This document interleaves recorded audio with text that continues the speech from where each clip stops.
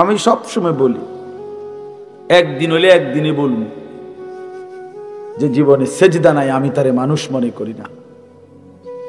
যে কপাল সেজদা দেয় না সে মানুষ না, সে জানোয়ার। ইনহুম ইল্লা কাল আনআম, সে চতুষ্পদ জন্তু। কোরআন শরীফে আছে বাপ, সূরা আরাফের মধ্যে ফাআতবাআহু শাইতান, শয়তান যার পিছে লাগছে, আখলাদা ইলাল আরদ, জমিনকেই যে নিজের স্থায়ী ঠিকানা মনে করেছে, পৃথিবীকে, ওয়াত্তাবাআ হাওয়াহু, মনের ইচ্ছা মতো যে চলে। আল্লাহর কসম, কোরআনে আল্লাহ বলছে ফামাসালুহু কামাসালিল কালব, আল্লাহ বলেন মনের ইচ্ছা মতো চলে, আল্লাহর বিধান, রাসূলের বিধান, দ্বীন, শরীয়ত বলতে কিচ্ছু মানে না।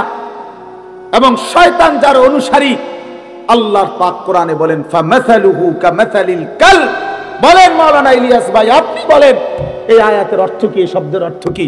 আল্লাহ বলছেন ওই ব্যক্তির উদাহরণ কুত্তার মতো, কুত্তার মতো, কুত্তার মতো, কুত্তার মতো। এটা তুই কুত্তার মতো, তুই বেনামাজি মনে রাখিস, তোর ঠিকানা লিখে নে, আমার থেকে সিল নিয়ে আনিস, তোর পরিচয় আইডেন্টিফাই বলে দিলাম। কোরআন বলছে কি অর্থ কর, কামাসালিল কালব অর্থ কি? খালা, কোরআন শরীফের আয়াত। কি মনে করছো বাপ? হ্যাঁ, নামাজ পড়ো না কেন? মানুষের বাচ্চা তুমি, কি ব্যাপার? আল্লাহ বলছে সেটা কুত্তার মতো। এরপরে যদি কোনো লজ্জা না হয় তো তোর কপালে থুতু মারি বেটা। এরপরেও বলে যেন আমার কুত্তা না, যদি হুজুর কুত্তার তো খারাপ কন, আমি আল্লাহরে সেজদা দিতাম না। যেটা কথা কথাই দিতাম না, দিতাম না। আপনি এবারে কুকুর কন, বিড়াল কন, শুকর কন, ঠিক আছে রে ভাই, তুমি যেহেতু এতটা পাষাণী হয়ে গেছো, তো আর কি করার আছে? কি করার আছে? পড়ালেখা করছো না বাপ, গোল্ডেন এ প্লাস, এই তার আমার কাছে আছে, সার্টিফিকেট লাগবে আমার তে নিও ইনশাআল্লাহ। আলহামদুলিল্লাহ, সার্টিফিকেট অনেক ওজনদার সার্টিফিকেট আছে আমার কাছে। আমার সার্টিফিকেট আলগাইতে খবর আছে। এমনি বললাম অহংকারের জন্য, এমনি বুঝাইলাম। আর সার্টিফিকেটের মাতবুরি দেখাই লাভ নাই। আপনি শিক্ষিত আর আমরা চিরা খাই, জি না, পড়ালেখা করছি, তোমরা জেনারেল লাইনে পুরা পড়ালেখা করছি, সরকারি মাদ্রাসার থেকেও পাশ করছি, কামেল, কুমিল্লা ভিক্টোরিয়া কলেজ থেকে মাস্টার্স পাশ করছি, কওমি মাদ্রাসার থেকে দাওরায়ে হাদিস পাশ করছি। কিন্তু কয়টা সার্টিফিকেট লাগবে? এই জন্য বাপ, এটা কোনো কথা না। বুঝাইতে চাইলাম বন্ধু, কে শিক্ষিত হচ্ছ? আরে বাবা, মুসলমানের ঘরে জন্ম নিয়ে কি পড়লাম? আল্লাহ চেনো না, রসুল চেনো না, কোরআন চেনো না, সেজদা চেনো না, হালাল হারাম বুঝো না, জায়েজ না জায়েজ বুঝো না। নারী, জিনা, ব্যভিচার, উলঙ্গ ছবি, অশ্লীল দৃশ্য, মোবাইলের নর্তকী, সারা রাত উলঙ্গ ছবি। প্রিয় ভাই আমার, বন্ধু আমার, বাপ আমার, এটাই জীবন, এটাই জিন্দেগি। তোমার আল্লাহ জন্যই বানাইছিল, এই পৃথিবীতে মানুষের জন্যই সৃষ্টি হয়েছে। 2টা বছর মা পবিত্র দুধ খাওয়াইছে, এই জন্য বাপ তুমি নারী দেখবা, ছবি দেখবা, উলঙ্গ দৃশ্য দেখবা, এক ওয়াক্ত সেজদা দিবা না। আল্লাহর কসম করে বলো নওজোয়ান, তোমার মা তোমার এই জন্য দুধ খাওয়াইছিল। 9 মাস মা এই জন্য বুকে ধারণ করছে। এই তুমি সারা দিন টোটো করে ঘুরবা, সমবয়সী বন্ধুদের সাথে আড্ডা দিবা, মদের নেশা, জুয়ার আড্ডা, নারীর আড্ডা, জিনা ব্যভিচারের আড্ডা, এর মধ্যে পড়ে থাকবা বাপ। এটা তো হতে পারে না বাপ।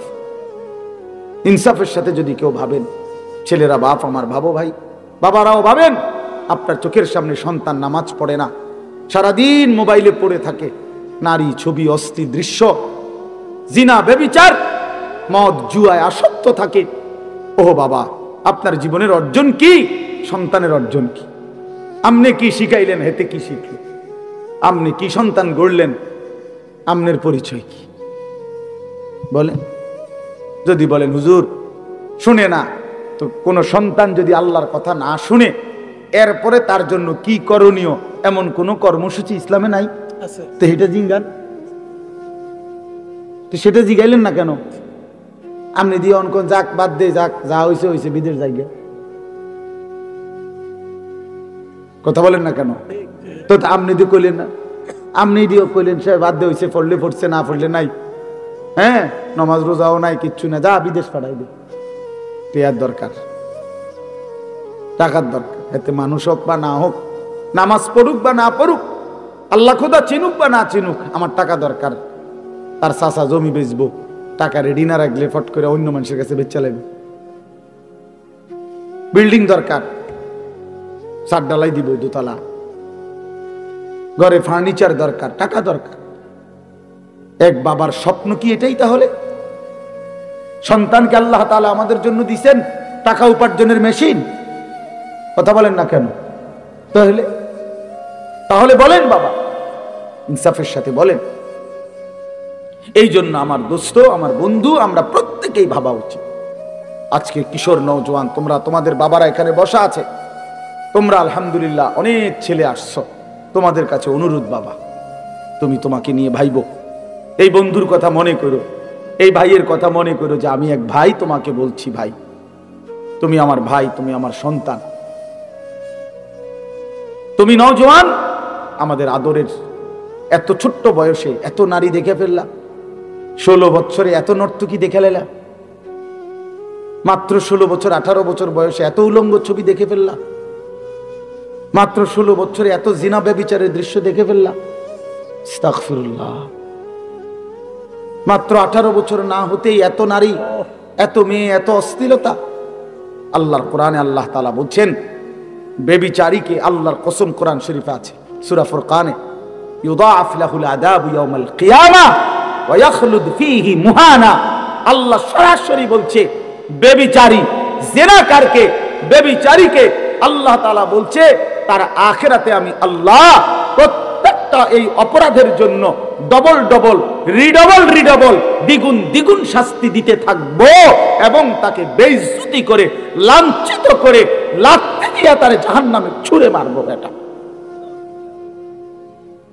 লাথি দিয়ে ছুঁড়ে মারবো, বেইজ্জতি করে, জিনাকার, ব্যভিচারী। এজন্য মনে রাখতে হবে ছেলেরা, বাবারা, বিবাহ বহির্ভূত যেই কোনো সম্পর্ক জিনা, বিবাহ বাদে হালাল স্ত্রী ছাড়া অন্য যে কোনো রকমের মেয়ের সাথে যে কোনো সম্পর্ক, অর্থাৎ তুমি একটা মেয়ের সাথে কথা বলো, এটাও জিনা। তুমি একটা মেয়েকে ভালোবাসো, এটাও জিনা। একটা মেয়ের কথা শুনো, এটাও জিনা। একটা মেয়ের সাথে হাঁটো, এটাও জিনা। কোনো ভিন মেয়েকে ছুঁয়ে দিলা, এটাও জিনা। তার দিকে তাকায় থাকলা, এটাও জিনা। তাকে নিয়ে কল্পনা করলা অন্তরে, এটাও জিনা। আবার লজ্জাস্থানের জিনা করলে এটাও জিনা। চোখেরটাও জিনা, হাতেরটাও জিনা, কানেরটাও জিনা, দিলেরটাও জিনা, পায়েরটাও জিনা, লজ্জাস্থানেরটাও। একেবারে স্পষ্ট কোরআন শরীফে বিবাহ বহির্ভূত সম্পর্ককে প্রেম বলে না, ভালোবাসা বলে না, ব্যভিচার বলে, জিনাকার বলে। এজন্য কেউ যদি মনে করো 3 বছর কোনো মেয়ের সাথে সম্পর্ক, 5 বছর কোনো মেয়ের সাথে সম্পর্ক, তো এ মনে রাখতে হবে সম্পর্ক না, বরং 3 বছরের জিনাকারী, 5 বছরের ব্যভিচারী। ছেলেটাও অসভ্য, মেয়েটাও অসভ্য, ছেলেটাও খবিস, মেয়েটাও খবিস। এটা আল্লাহ কোরআনে বলছে, এবং আল্লাহ ওয়াদা দিছে যে তোমরা যারা চরিত্রহীন, তোমরা খবিস, তোমাদের স্ত্রী মিলবে খবিস। আল্লাহর ওয়াদা আছে কোরআন শরীফে, সূরা নূরে নাকি, আল খাবিসাতু লিল খাবিসিন ওয়াল খাবিসুনা লিল খাবিসাত। খবিস, আল্লাহ বলছে পুরুষ তুই চরিত্রহীন, তোর বেটি মিলবে চরিত্রহীন। মেয়ে নারী তুই অসভ্য, চরিত্রহীন, রাস্তায় রাস্তায় রূপ যৌবন ফেরি করছো, তো তোমার মনে রাখো স্বামী হিসাবে যেটা মিলবে এটাও চরিত্রহীন, চরিত্রহীন। হ্যাঁ হ্যাঁ হ্যাঁ হ্যাঁ, আমরা জানি সব। আমাদের কাছে তো মানুষ ব্যক্তিগত হালাত বলে, তো বাপ আমরা তো শুনি।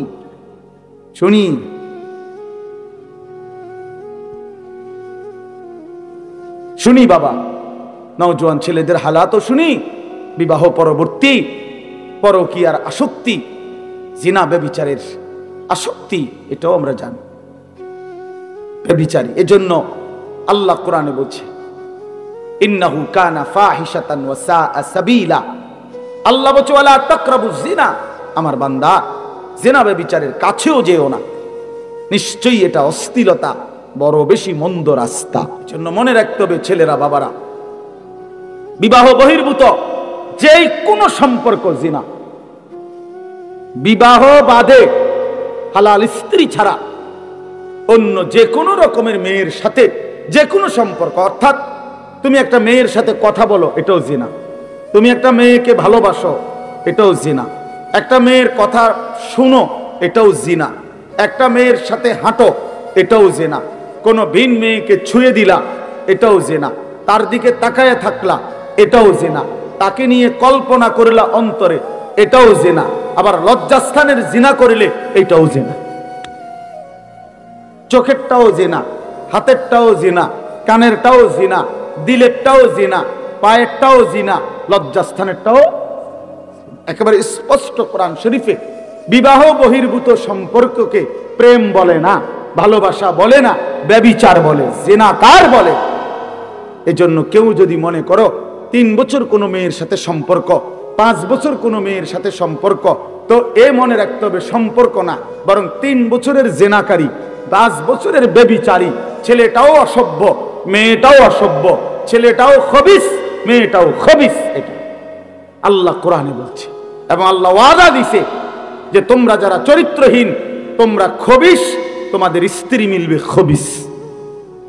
আল্লাহর ওয়াদা আছে কোরআন শরীফে, সূরা নূরে নাকি, আল খাবিসাতু লিল খাবিসিন ওয়াল খাবিসুনা লিল খাবিসাত। খবিস, আল্লাহ বলছে পুরুষ তুই চরিত্রহীন, তোর বেটি মিলবে চরিত্রহীন।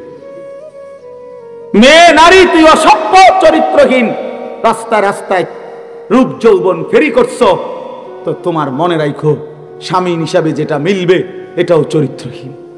হ্যাঁ হ্যাঁ হ্যাঁ হ্যাঁ, আমরা জানি সব। আমাদের কাছে তো মানুষ ব্যক্তিগত হালাত বলে, তো বাপ আমরা তো শুনি শুনি শুনি বাবা, নওজোয়ান ছেলেদের হালাতও শুনি, বিবাহ পরবর্তী পরকীয়ার আসক্তি, জিনা ব্যভিচারের আসক্তি, এটাও আমরা জানি ব্যভিচারী। এজন্য আল্লাহ কোরআনে বলছে ইন্নাহু কানা ফাহিশাতান ওয়া সাআ সাবিলা। আল্লাহ বলছে ওয়ালা তাকরাবুজ জিনা, আমার বান্দা জিনা ব্যভিচারের কাছেও যেও না, নিশ্চয়ই এটা অশ্লীলতা, বড় বেশি মন্দ রাস্তা, অত্যন্ত খারাপ মন্দ পথ জিনা। এই নারী পুরুষের অবাধ সম্পর্ক, বিবাহ বহির্ভূত সম্পর্ক, বাস্তবে হোক মোবাইলে হোক, যেভাবে হোক, নওজোয়ান আখলাক জীবন আখিরাত একেবারেই ব্যর্থ। অহুয়া ফিল আখিরাতি মিনাল খাসিরিন। আল্লাহ বলেন সে আখিরাতে ক্ষতিগ্রস্তদের অন্তর্ভুক্ত হবে। খালাস, স্পষ্ট কথা।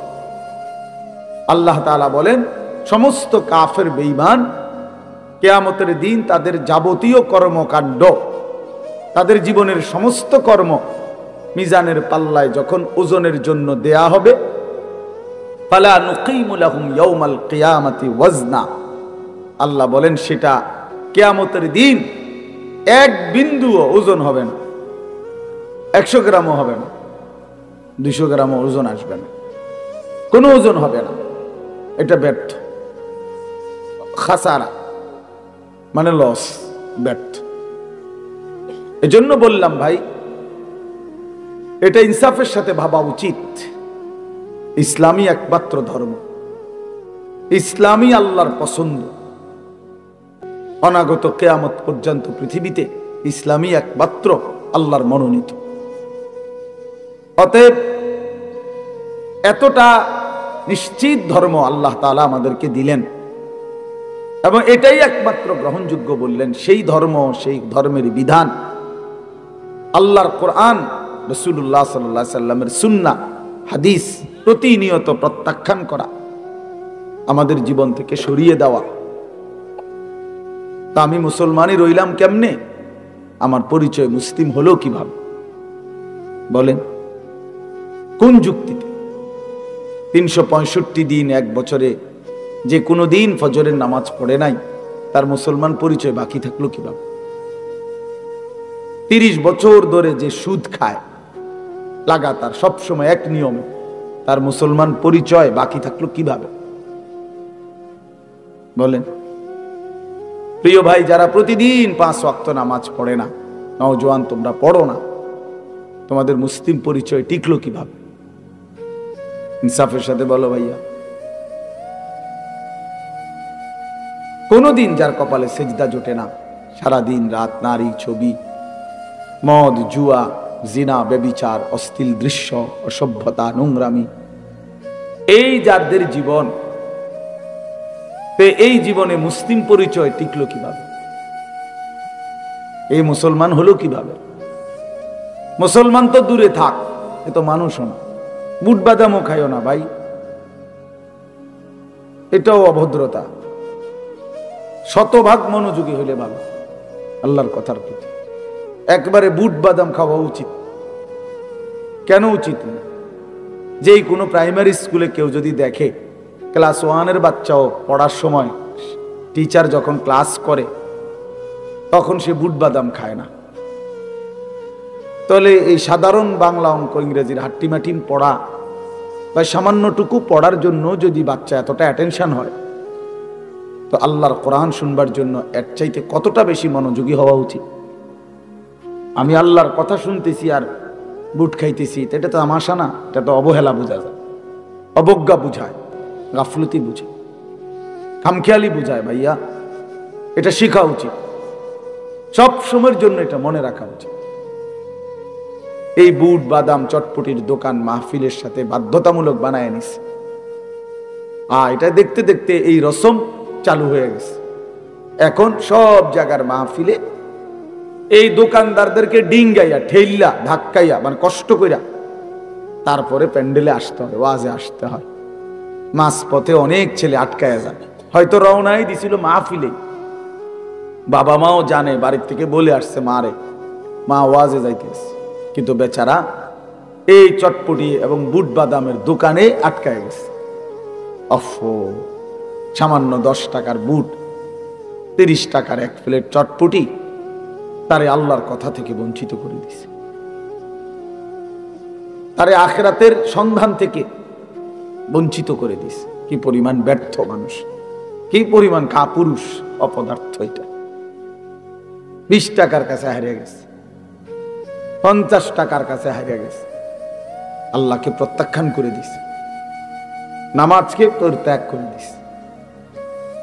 বুট বাদামওয়ালার কপালেও কোনোদিন সেজদা জোটে না, কাস্টমারের কপালেও সেজদা জোটে না, চটপটিওয়ালার কপালেও নামাজের সেজদা জোটে না। আহা, বেচারার জিন্দিগিটাই চটপটি। হ্যাঁ, পৃথিবীতে আসছেই চটপটি বেচতে, পৃথিবীতে কবরে যেদিন যাবে সেদিন চটপটি নিয়েই কবরে যাবে। ওইখানে ফেরেশতাদেরকে যদি ওনারা যদি কিনে বেচা কিনা হয় হয়তো পারে। আফসুস, মানে সব প্রশ্নের উত্তরে বলবে চটপটি। মান রব্বুক, চটপটি। ওমা দীনুকা, চটপটি। ওমান হাদাল্লাযী বুইসা ফীকুম, বুট পেঁয়াজ। হ্যাঁ, বুট বাদাম। তো নাহলে সে কি বলবে? তো জানেই না, তার তো জিন্দিগি এটা, তার তো জীবনটাই অটো, তার জীবনটাই তো সিএনজি, তার জীবনটাই তো চা দোকান, তার জীবনটাই তো দুনিয়ার একটা সংসার। এই বউ বাচ্চা, স্ত্রী সন্তানের ঘর বাড়ি, দালান, বিল্ডিং, খাট পালং, ফার্নিচার, আসবাবপত্র, বাজার, সদাই, এগুলোর ব্যবস্থা করা রাত দিনের এটাই জীবন, এটাই ফিকির। মা হিয়া ইল্লা হায়াতুনা দুনিয়া নামুতু ওয়া নাহইয়া। আল্লাহ তাআলা বলেন, কাফের বেঈমানদের বক্তব্য হলো জীবন মানে শুধুই দুনিয়া, খাবো, পড়বো, বাঁচবো, মরবো, এরই নাম জীবন, খালাস, আর কিছু নাই। আর আল্লাহ বলেন, ওয়া ইন্নাদ দারাল আখিরাতা লাহিয়াল হায়াওয়ান। কাফেরদের কথা হলো দুনিয়াই কেবল, বেঈমানের কথা যে দুনিয়াই কেবল জীবন। আর আল্লাহ বলেন, আমি আল্লাহ বলছি আখিরাতই হলো মূলত জীবন। ওয়া ইন্না দারাল আখিরাতা লাহিয়াল হায়াওয়ান, নিশ্চয়ই আখিরাত হচ্ছে জীবন। লাউ কানু ইয়ালামুন, আল্লাহ বলেন আমার বান্দারা যদি বুঝতো কত না ভালো হতো। হায় বান্দা যদি বুঝতো যে আখিরাতই জীবন, কত না ভালো হতো। অথচ সে শুধু দুনিয়া বুঝলো। ইয়ালামুনা যাহিরাম মিনাল হায়াতিদ দুনিয়া ওয়া হুম আনিল আখিরাতি হুম গাফিলুন। আল্লাহ বলেন লোকেরা কেবল দুনিয়ার বাহ্যিক দিকটাই বুঝলো, মাটির উপরটাই বুঝলো, আর আখিরাতের ব্যাপারে একদম গাফিল হয়ে রইল। দুনিয়ার সব জিজ্ঞাসা করলে বলতে পারে, কিন্তু 4টা সূরা জিজ্ঞেস করলে বলতে পারে। দুনিয়া সব জিজ্ঞেস করলে বলতে পারে, আত্তাহিয়াতু দুআয়ে কুনুত শুদ্ধ করে পড়তে জানে, বলতে চায়। একটা লাইন আল্লাহর কোরআন দেখে দেখেও শুদ্ধ করতে পারে। আফসোস, ইন্নাল্লাযী লাইসা ফি জাওফিহি শাইউম মিনাল কোরআন কাল বাইতিল খারিব, যে একটা পৃষ্ঠা কোরআন শরীফ দেখে দেখেও শুদ্ধ পড়তে পারে না, এই নাফরমানের কলিজাটা কি, জিন্দেগিটা কি? নবীজি বলছেন, যার কলিজার মধ্যে কোরআনুল কারীমের কিছু অংশও নাই, আল্লাহর কসম নবী বলেন কাল বাইতিল খারিব, ওই অন্তর, ওই মানুষের অন্তর হলো বিরান ঘরের মতো, বিরান বাড়ি, সারা বাড়ি, আলগা বাড়ি, যে বাড়ি মানুষ এখন ফেলে দিছে, এখন আর সেখানে থাকে না, এমনি আলগা ঘর কোনাকানি ভাঙ্গা টেঙ্গা গেছে, এখন নতুন ঘরে উঠে চলে আসছে, এটা আলগা ঘর পড়ে গেছে, পড়ে রইছে।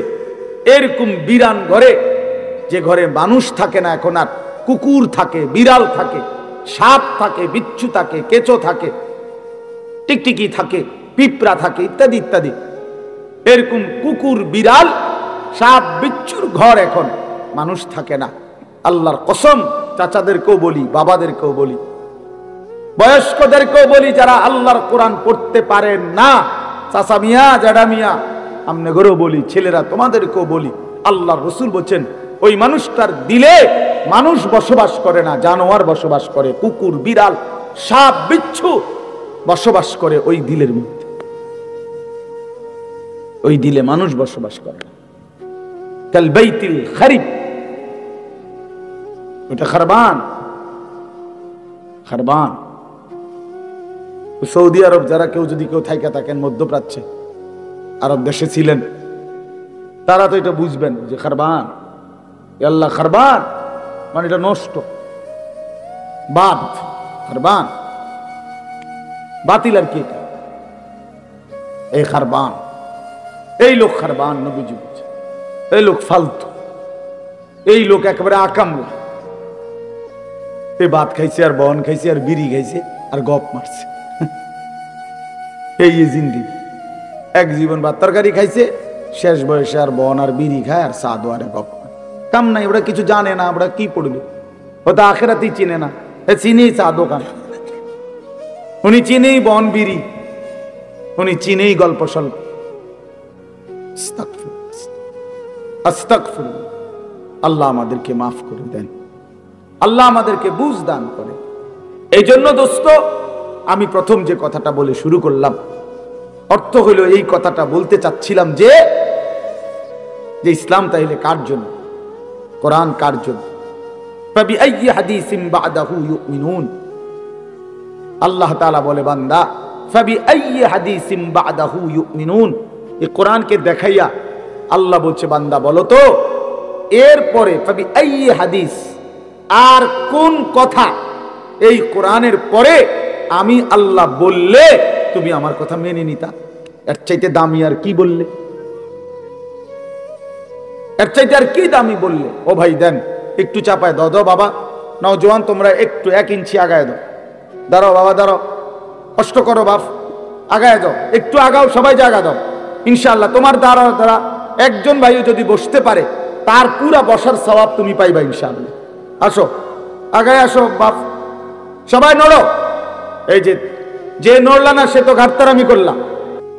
তো এজন্য বললাম কোরআনুল কারীম তাহলে আমাদের জন্য বড় মায়া করে, বড় মহব্বত করে আল্লাহ বলছেন বান্দা তোমাদের জন্যই আমি কোরআন নাজিল করেছি, তোমাদের জন্যই নাজিল করেছি।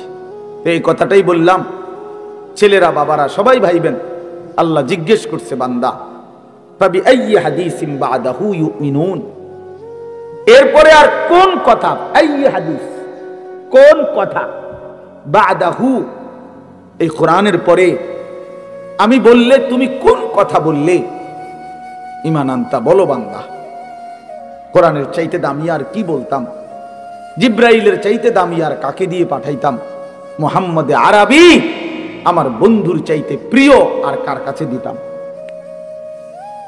কোরআন আমি নাজিল করলাম, জিব্রাইলের মতো শ্রেষ্ঠতম সাইয়্যিদুল মালাইকা, আমার কোটি কোটি ফেরেশতার মধ্যে সর্বশ্রেষ্ঠ ফেরেশতা যে, নাযালা বিহির রূহুল আমিন, যিনি রূহে আমিন বিশ্বস্ত আত্মা, যে এক সেকেন্ডের জন্য আমার হুকুমের কোনো দিন ব্যতিক্রম করে না।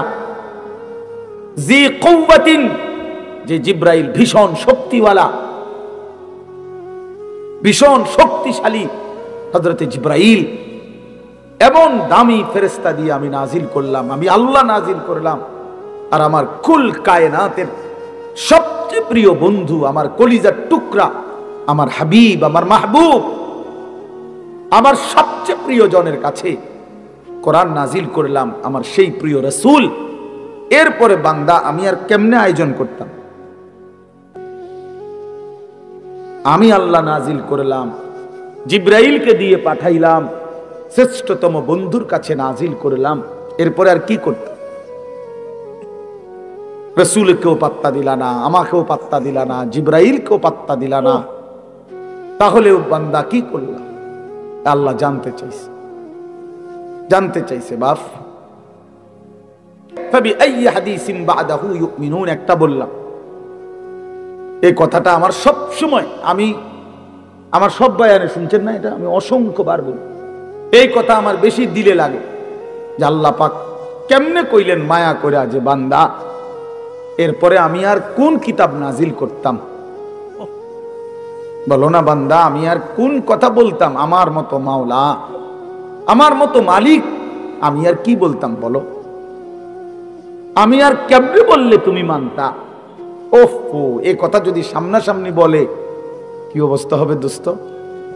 আল্লাহ যেদিন সামনে নিয়ে বলবে, হাদিসে স্পষ্ট আছে, আল্লাহর নবী সাল্লাল্লাহু আলাইহি সাল্লাম বলেন ইন্নাল্লাহা সায়ুকাল্লিমু, আল্লাহ তার প্রতিটি বান্দার সাথে আলাদা, আল্লাহর কসম নবী বলছে কথা বলবেন একজন একজন করে, লাইসা বাইনাহু ওয়া বাইনাহু তারজুমান, আল্লাহর মাঝে আর বান্দার মাঝে কথাটা বুঝাইয়া দেওয়ার জন্য কোনো দোভাষী ফেরেশতাও থাকবে না, কেউ না, শুধু মাওলা, শুধু তার বান্দা একা একা জিজ্ঞেস করে, একজন একজন করে, ওয়া কুল্লুহুম আতিহি ইয়াউমাল কিয়ামাতি ফারদা, কোরআন শরীফের আয়াত। আল্লাহ বলেন সকলেই আল্লাহর কাছে কিয়ামতের দিন আসতে হবে, ফারদান আই ওয়াহিদান, একজন একজন। ফারদান অর্থ কি? একজন একজন, ওয়াহিদ ওয়াহিদ, একজন একজন করে দেখাইতে হবে। ফাওয়ারাব্বিকা লানাসআলান্নাহুম আজমাইন আম্মা কানু ইয়ামালুন, আল্লাহ বলে বান্দা কসম করে বললাম, আমি আল্লাহ আমার কসম খাইলাম, আমি আল্লাহ, আমি আল্লাহর কসম খাইয়া বললাম, আমার জাতের কসম, আমার সিফাতের কসম, আমার অস্তিত্বের কসম, আমি কিন্তু তোমাদেরকে জিজ্ঞেস করব। লানাসআলান্নাহুম আজমাইন, আমি ছাড়বো না বান্দা। তুমি আমার রহমান নামে না শুনছো, আমি দয়ালু, তুমি শুনেছো আমি রহিম, আমি দয়ালু দয়াবান, কিন্তু তুমি কি জানো না এই দুইটাই শুধু যে আমার নাম তো না, আমার তো 99টা নাম, আমার বাকি নামগুলোর অর্থ কি সেটা জিজ্ঞাসা করলা না? হ্যাঁ, এই দুইটা নামে না বুঝলা আমি দয়ালু, কিন্তু আমি যে জব্বার, আমি যে কাহার, আমি যে আজিজ, আমি যে যুনতিকাম, আমি যে শদীদুল ইকাব, সরিউল হিসাব, এগুলোর অর্থ কি? আমি যে প্রচন্ড প্রতিশোধ গ্রহণকারী, আমি যে প্রবল প্রতাপান্বিত রাগান্বিত, আমি আল্লাহ যে অপরিসীম ক্ষমতার অধিকারী, আমি যে দ্রুত হিসাব গ্রহণকারী, আমি যে কঠোর শাস্তিদাতা, তুমি কি সেই কথাগুলো শোনো নাই? কি দোস্ত, প্রিয় ভাই, ভাবতে শিখো, ভাবতে শিখো দোস্ত, ভাবতে শিখো। আমি পুরো ইসলাম শিখাবার জন্য এক ওয়াজে আসি নাই, শুধু দিল জাগাইতে আসছি। দিল জাগা, আমি একেবারে হিসাব করার সময় কোনোভাবেই, মাওলানা ইলিয়াস ভাই জানে, এই জন্য কিছু করার না, আমি কোনোভাবেই, এটা আমার জন্য উচিত না যে উনি ওয়াজ করতেছেন আমি আইসা উঠে যাওয়া, কিন্তু আমার কোনো উপায় নাই। উনি নিজেও জানে আমার সারা দিনের সকাল ঘুম থেকেও, আজকের ফজর থেকে নিয়ে আমি এই পর্যন্ত কোথাও ঘুমাই, সারা দিন আমাদের ভাই নিজেও গেছেন। হেফাজতে ইসলাম বাংলাদেশ কুমিল্লা জেলার আমাদের বিশাল সম্মেলন ছিল, সারা দিন আসরের পরে বয়ান করছি, আবার এই ওইখান থেকে সাইরা আসতে আসতে সময় লাগছে। তো এই জন্য বললাম দোস্ত, ভাবনা জাগাইতে আসছি এই অল্প দূরে, যেখানে যে দূর পারা যায়, আর কিছুই করার, মন মতো লম্বা বয়ান করার সময় আমার হাতে নাই। এই জন্য দোস্ত, আমার বন্ধু, আমার ইসলাম আমি আবারও জানতে চাই, শুরু করছি। প্রিয় বন্ধু, আমরা এখানে মুসলমান বাবা, আমরা আবারও ভাবতে শিখি। 23 বছরের প্রিয় নবী সাল্লাল্লাহু আলাইহি সাল্লামের কলিজা ছেঁড়া রক্ত ভেজা ইসলাম, ইসলামের প্রতিটা শব্দ কল্পনা করলে দেখা যাবে কোরআনের প্রতিটা পাতায় পাতায় তায়েফের রক্ত লেগে আছে। বেটা, কত ফোঁটা, কত বেশি পরিমাণ রক্ত ঝরিয়েছেন নবী আমার। আল্লাহর নবী সাল্লাল্লাহু আলাইহি ওয়াসাল্লাম,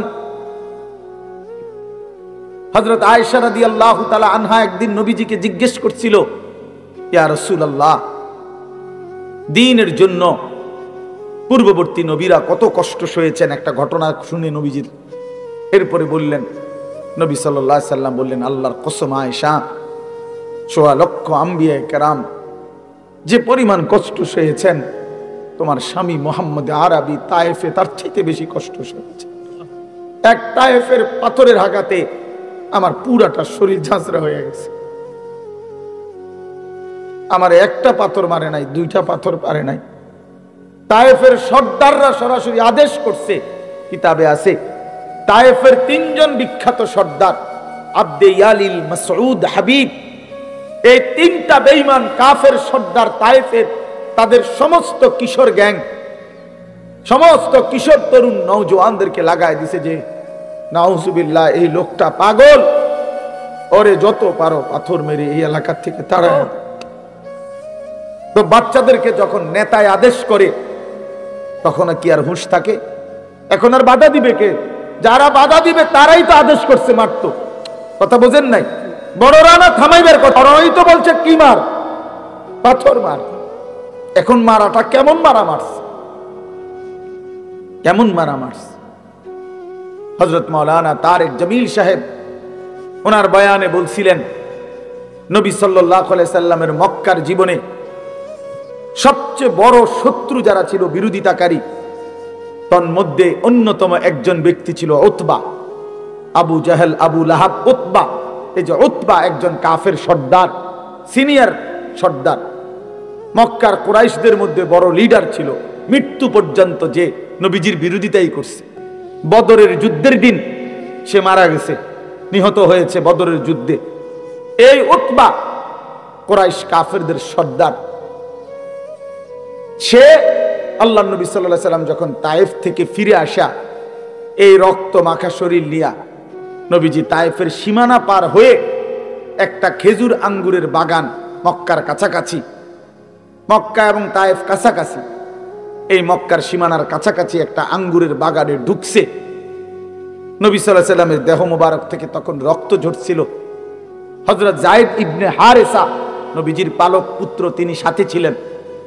উনি বলেন, আমি নবী পাক সাল্লাল্লাহু আলাইহি সাল্লামের রক্তে পা আর জুতা এইভাবে জমাট বাঁধা গেছে, আমি খুলতে পারতেছিলাম না।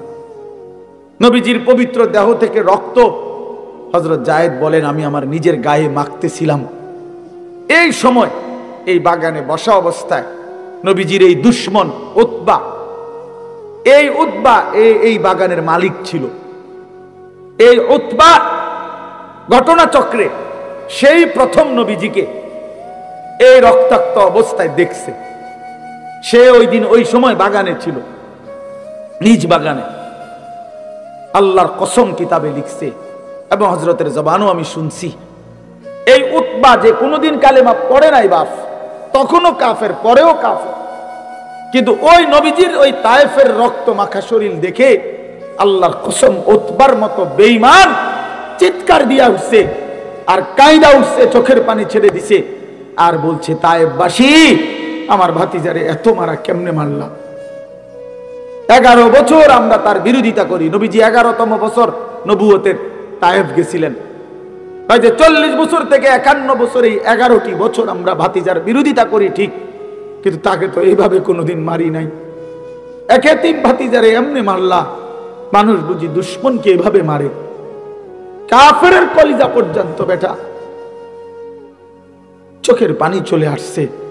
আর তুমি মুসলমানের বাচ্চা, ইমানদারের ঘরে জন্ম নিয়া নাফরমান, সেই নবীকে একটা বারও মনে পড়ে না, যিনি তার 23টা বছর টানা নামাজের জন্য বলে গেছেন। যেদিন পৃথিবী থেকে বিদায় নেয়, যেদিন আজরাইল রূহ কবজ করে, এই বেটা সেই দিনও নবী আমার আম্মা জান আয়েশাকে বলছে, আয়েশা আমি আমার বন্ধুর কাছে চলে যাচ্ছি, আমার উম্মতরে আমার আখিরি ওসিয়ত বলে দিও, আমার উম্মত যেন নামাজ ঠিক রাখে, নামাজ ঠিক রাখে, নামাজ ঠিক রাখে। বইল, উম্মত রে, তোমাদের নবী শেষ ওসিয়ত করে গেছে, তোমরা উম্মত নামাজ ঠিক মতো পড়ো, তোমাদের নবী জান্নাত ঠিক রাখবে তোমাদের। হায় রে গাদ্দার, কোন মার ঘরে জন্ম নিলি? বেনামাজি সন্তান, কোন বাপের ঘরে জন্ম নিলি? কোন মুসলমানের ঘরে জন্ম নিলি? নাফরমান, কেমনে পারলি বাপ এক ওয়াক্ত নামাজ পড়ে এই কুকুর বিড়ালের জিন্দেগি কাটাইতে, এই জানোয়ারের জীবন কাটাইতে কেমনে পারল? জিন্দেগি বুঝি যে জীবনে সেজদা নাই? আমি সব সময় বলি, একদিন হলে একদিনে বলবো, যে জীবনে সেজদা নাই আমি তারে মানুষ মনে করি না। যে কপাল সেজদা দেয় না সে মানুষ না, সে জানোয়ার। ইনহুম ইল্লা কাল আনআম, সে চতুষ্পদ জন্তু। কোরআন শরীফে আছে বাপ, সূরা আরাফের মধ্যে, ফাআতবাআহু শাইতান, শয়তান যার পিছে লাগছে, আখলাদা ইলাল আরদ, জমিনকেই যে নিজের স্থায়ী ঠিকানা মনে করেছে, পৃথিবীকে, ওয়াত্তাবাআ হাওয়াহু, মনের ইচ্ছা মতো যে চলে। আল্লাহর কসম, কোরআনে আল্লাহ বলছে, ফামাসালুহু কামাসালিল কালব, আল্লাহ বলেন মনের ইচ্ছা মতো চলে, আল্লাহর বিধান, রাসূলের বিধান, দ্বীন, শরীয়ত বলতে কিচ্ছু মানে না। এবং শয়তান যার অনুসারী, আল্লাহর পাক কোরআনে বলেন ফামাসালুহু কামাসালিল কালব। বলেন মাওলানা ইলিয়াস ভাই, আপনি বলেন এই আয়াতের অর্থ কি, এই শব্দের অর্থ কি? আল্লাহ বলছেন ওই ব্যক্তির উদাহরণ কুত্তার মতো, কুত্তার মতো, কুত্তার মতো, কুত্তার মতো। এটা তুই কুত্তার মতো, তুই বেনামাজি, মনে রাখিস, তোর ঠিকানা লিখে নে, আমার থেকে সিল নিয়ে আনিস, তোর পরিচয় আইডেন্টিফাই বলে দিলাম। কোরআন বলছে কি অর্থ? কর কামাসালিল কালব অর্থ কি? কোরআন শরীফের আয়াত। কি মনে করছো বাপ? হ্যাঁ, নামাজ পড়ো না কেন? মানুষের বাচ্চা তুমি, কি ব্যাপার? আল্লাহ বলছে সেটা কুত্তার মতো। এরপরে যদি কোনো লজ্জা না হয় তো তোর কপালে থুতু মারি বেটা।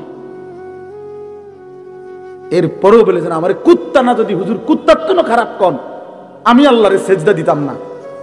যেটা কথা কথাই দিতাম না, দিতাম না। আপনি এবারে কুকুর কন, বিড়াল কন, শুকর কন, ঠিক আছে রে ভাই, তুমি যেহেতু এতটা পাষাণী হয়ে গেছো, তো আর কি করার আছে? কি করার আছে? পড়ালেখা করছো না বাপ, গোল্ডেন এ প্লাস, এইটা আমার কাছে আছে, সার্টিফিকেট লাগবে আমার তে নিও ইনশাআল্লাহ। আলহামদুলিল্লাহ, সার্টিফিকেট অনেক ওজনদার সার্টিফিকেট আছে আমার কাছে, আমার সার্টিফিকেট আলগাইতে খবর আছে। এমনি বললাম অহংকারের জন্য, এমনি বুঝাইলাম। আর সার্টিফিকেটের মাতবুরি দেখাই লাভ নাই। আপনি শিক্ষিত আর আমরা চিরা খাই, জি না। পড়ালেখা করছি, তোমরা জেনারেল লাইনে পুরা পড়ালেখা করছি, সরকারি মাদ্রাসার থেকেও পাশ করছি, কামেল কুমিল্লা ভিক্টোরিয়া কলেজ থেকে মাস্টার্স পাস করছি, কওমি মাদ্রাসা থেকে দাওরায়ে হাদিস পাস করছি, কিন্তু কয়টা সার্টিফিকেট লাগবে? এই জন্য বাপ এটা কোনো কথা না। বুঝাইতে চাইলাম বন্ধু, কে শিক্ষিত হচ্ছ? আরে বাবা, মুসলমানের ঘরে জন্ম নিয়ে কি পড়লা? আল্লাহ চেনো না, রসুল চেনো না, কোরআন চেনো না, সেজদা চেনো না, হালাল হারাম বুঝো না, জায়েজ না জায়েজ বুঝো না। নারী, জিনা, ব্যভিচার, উলঙ্গ ছবি, অশ্লীল দৃশ্য, মোবাইলের নর্তকী, সারা রাত উলঙ্গ ছবি। প্রিয় ভাই আমার, বন্ধু আমার, বাপ আমার, এটাই জীবন, এটাই জিন্দিগি? তোমার আল্লাহ জন্যই বানাইছিল, এই পৃথিবীতে মানুষের জন্যই সৃষ্টি হয়েছে। 2টা বছর মা পবিত্র দুধ খাওয়াইছে, এই জন্য বাপ তুমি নারী দেখবা, ছবি দেখবা, উলঙ্গ দৃশ্য দেখবা, এক ওয়াক্ত সেজদা দিবা না। আল্লাহর কসম করে বলো নওজোয়ান, তোমার মা তোমার এই জন্য দুধ খাওয়াইছিল? 9 মাস মা এই জন্য বুকে ধারণ করছে। এই তুমি সারা দিন টোটো করে ঘুরবা, সমবয়সী বন্ধুদের সাথে আড্ডা দিবা, মদের নেশা, জুয়ার আড্ডা, নারীর আড্ডা, জিনা ব্যভিচারের আড্ডা, এর মধ্যে পড়ে থাকবা বাপ। এটা তো হতে পারে না বাপ।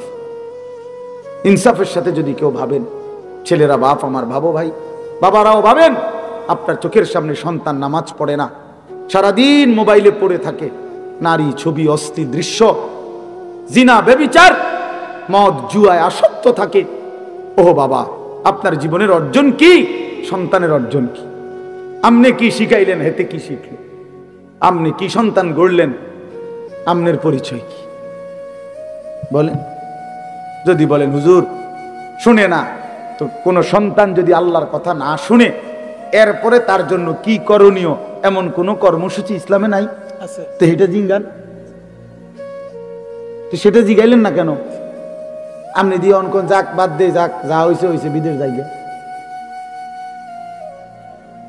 কথা বলেন না কেন? তো আপনি দিয়ে কইলেন না, আপনি দিয়ে কইলেন সে বাদ দিয়ে হয়েছে, পড়লে পড়ছে, না পড়লে নাই, হ্যাঁ নমাজ রোজাও নাই, কিচ্ছু না, যা বিদেশ পাঠাইবে।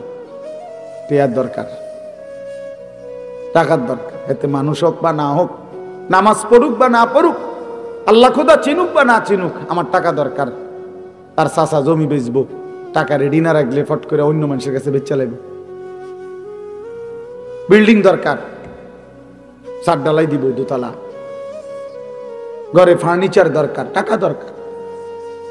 এক বাবার স্বপ্ন কি এটাই? তাহলে সন্তানকে আল্লাহ তাআলা আমাদের জন্য দিয়েছেন টাকা উপার্জনের মেশিন, কথা বলেন না কেন? তাহলে বলেন বাবা, ইনসাফের সাথে বলেন। এই জন্য আমার দোস্ত, আমার বন্ধু, আমরা প্রত্যেকেই ভাবা উচিত।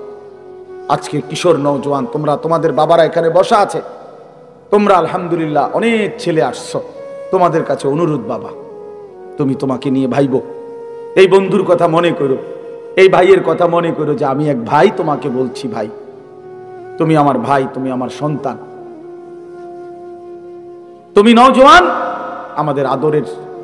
এত ছোট্ট বয়সে এত নারী দেখে ফেললা, 16 বছরে এত নর্তকী দেখে ফেললা, মাত্র 16 বছর 18 বছর বয়সে এত উলঙ্গ ছবি দেখে ফেললা, মাত্র 16 বছরে এত জিনা ব্যভিচারের দৃশ্য দেখে ফেললা। আস্তাগফিরুল্লাহ।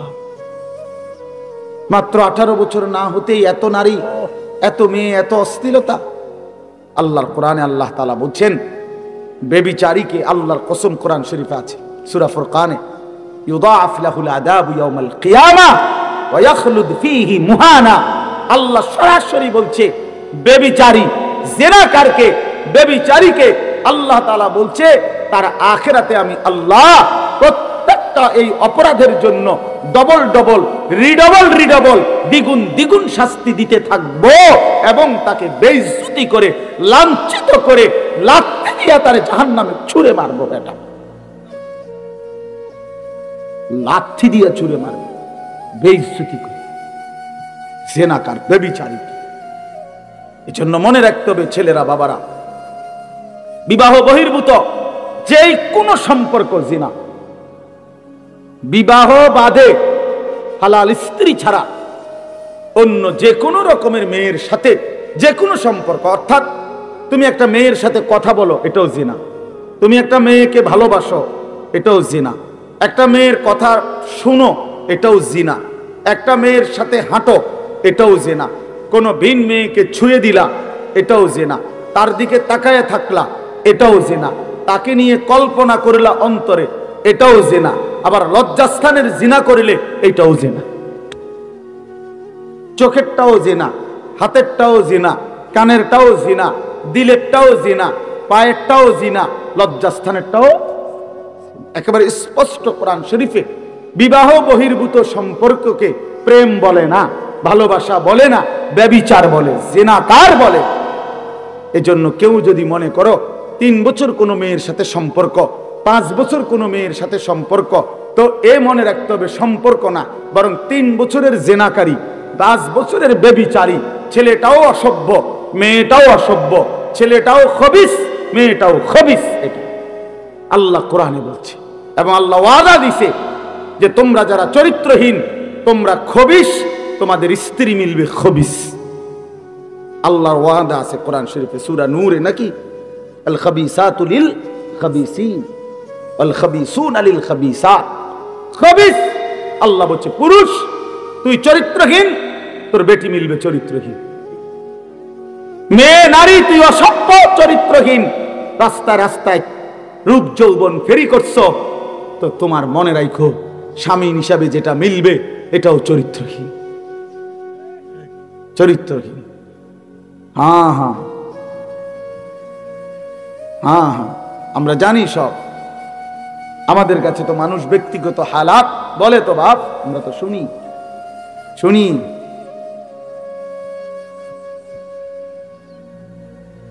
শুনি বাবা, নওজোয়ান ছেলেদের হালাতও শুনি, বিবাহ পরবর্তী পরকীয়ার আসক্তি, জিনা ব্যভিচারের আসক্তি, এটাও আমরা জানি। ব্যভিচারী, এজন্য আল্লাহ কোরআনে বলছে ইন্নাহু কানা ফাহিশাতান ওয়া সাআ সাবিলা।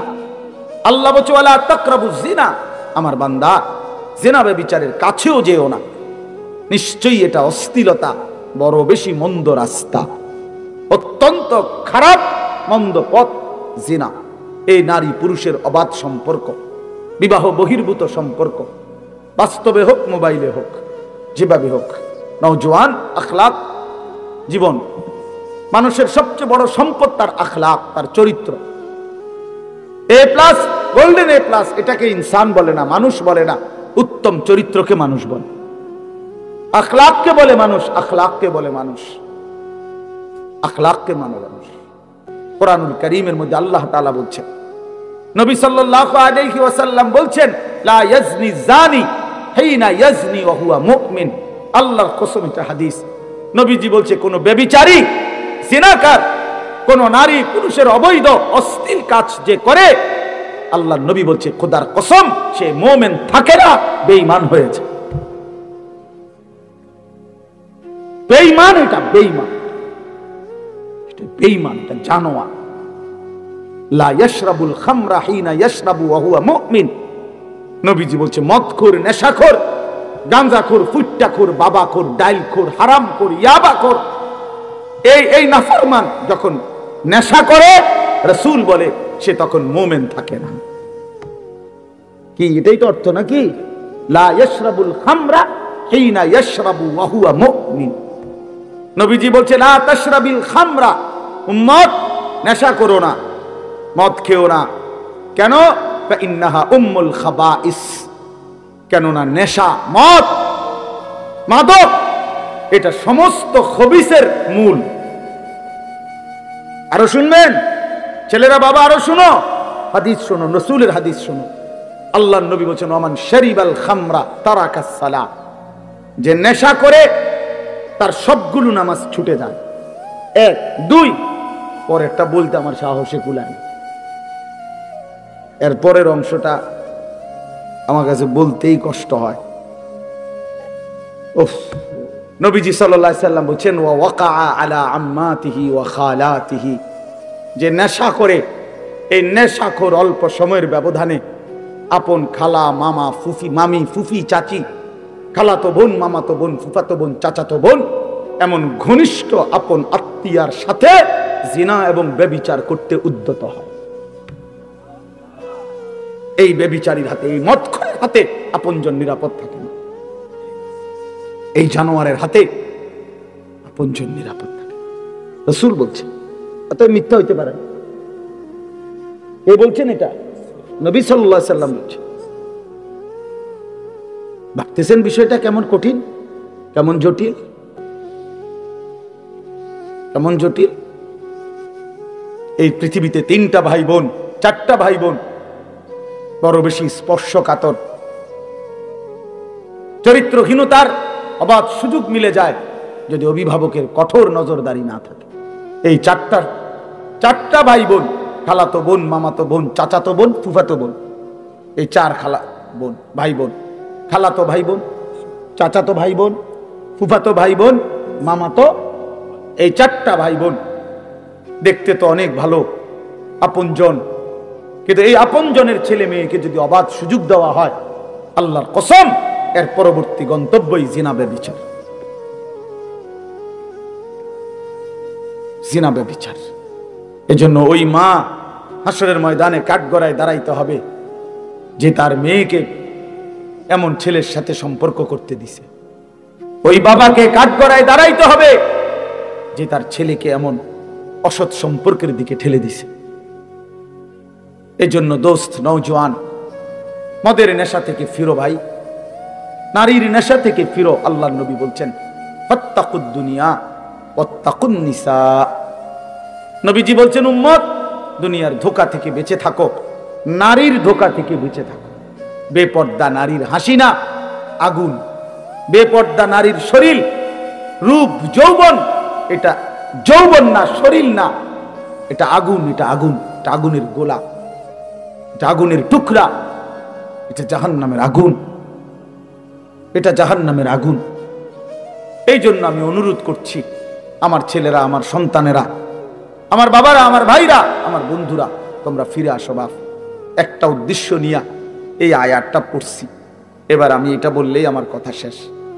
উদ্দেশ্যটা হলো আল্লাহ নবী সাল্লাল্লাহু আলাইহি ওয়াসাল্লাম বলছেন, যুবকদেরকে লক্ষ্য করে আপনারা বাবারাও উপদেশ দিবেন আপনাদের ছেলেদেরকে। নবীজি সাল্লাল্লাহু আলাইহি ওয়াসাল্লাম বলেছেন, এক মানুষের যৌন চাহিদা, লজ্জাস্থানের চাহিদা, নারীর আসক্তি কমানোর জন্য সবচেয়ে কার্যকর পরীক্ষিত প্রতিষেধক ঔষধ, অ্যান্টিবায়োটিক, আল্লাহর নবী বলছেন রোজা।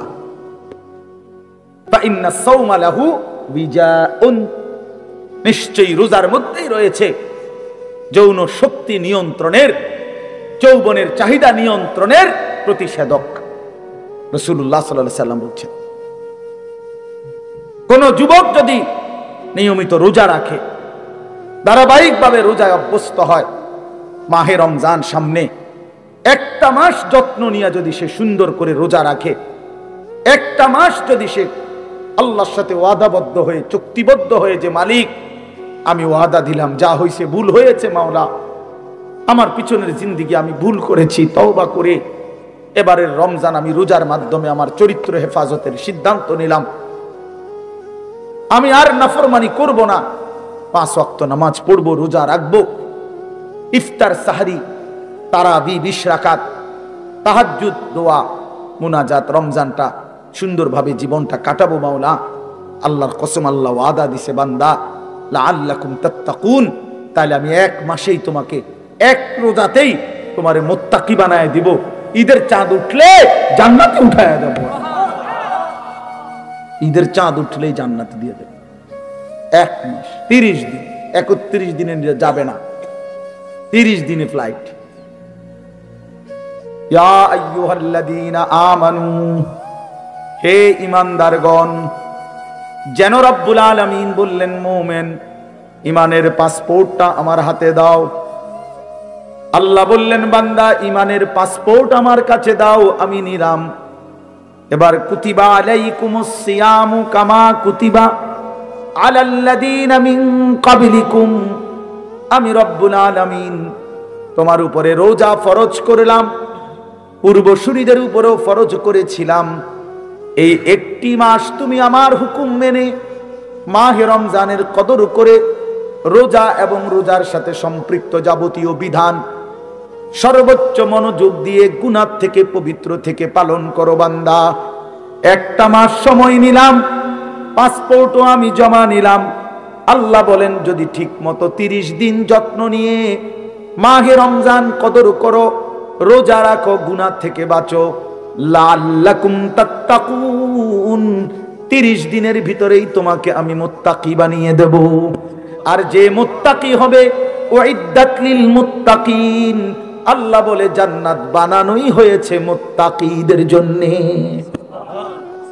অতএব 30 দিনের ভিতরেই পাসপোর্টে ভিসা লাগায়া দেব, ঈদের দিন ফ্লাইট, ঈদের দিন ফ্লাইট। হাদিসে আছে ঈদের দিন যখন ইমানদার রোজাদার পুরা একটা মাস আল্লাহর হুকুম ঠিক মতো পালন করছে, ওহ মজার বিষয় না।